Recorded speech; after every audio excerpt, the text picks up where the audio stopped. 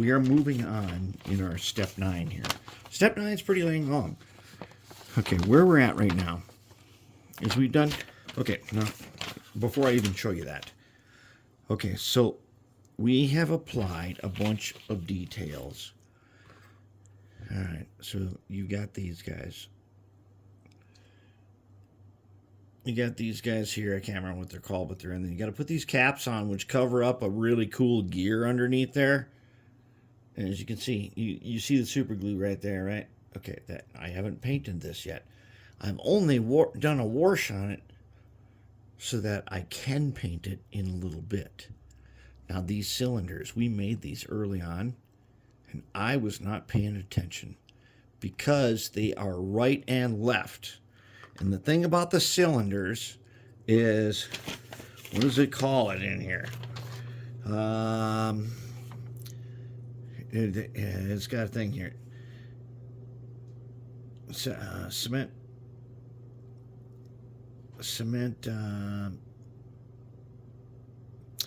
Where is this thing? What is it? The cylinder has there's a hole right here to put this little thing in here. I'll tell you what, that's not easy. Make sure you got a little drill bit just in case, a little tiny pin vise or something. But what is it called? Because it has a special name. I know it's in here. And what we're looking for is cement right cylinder right side packing gland facing the rear. Okay, so this hole where this rod goes into, and I'm probably gonna have to make that little tiny rod right there. I'm gonna have to make him silver. The packing gland is the hole on the cylinder. When I made these cylinders way back when in one of the earlier steps, I didn't realize they are directional.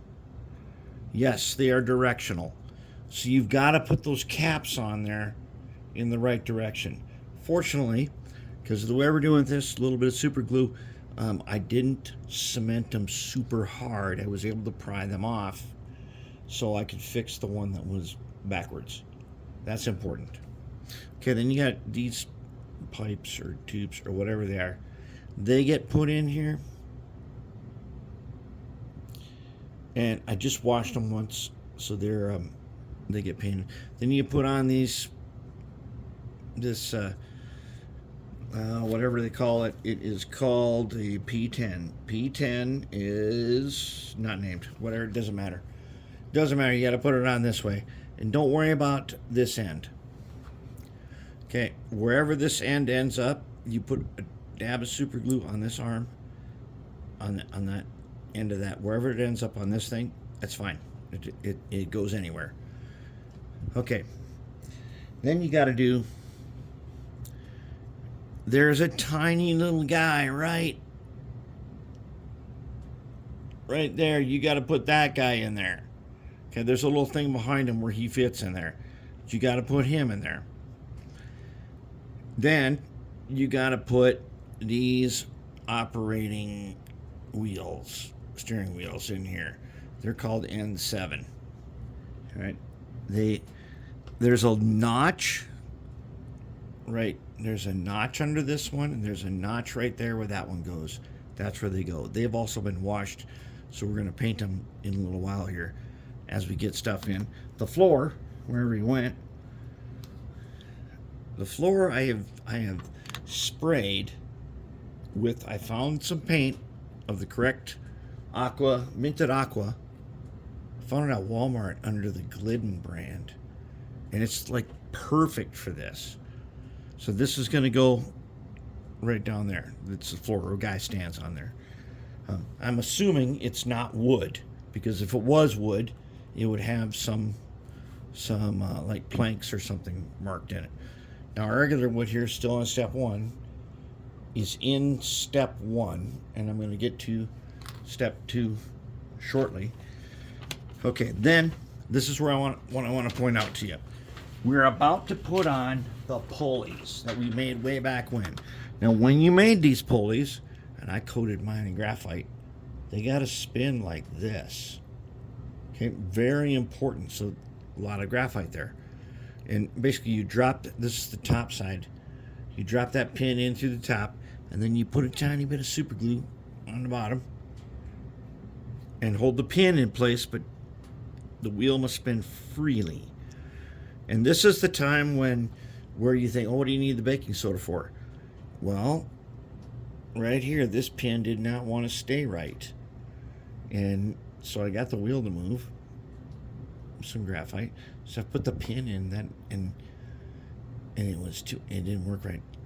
So I did it again, and we got graphite. This thing works now. But the pin, I had to cut a tiny bit off the end of the pin. So when I super glued them in there and I saw them in the hole, I put the glue right across the top, and then I touched this to the baking soda, and then it made me a resin. You're not going to be able to see this in the crane. It'll be upside down. But these two guys got to turn. Not only do they have to turn, but when they're mounted, let's see where they're going to be mounted with that top side up right there. When they're mounted, they mount on that pin right there, and it says do not cement. They must be movable.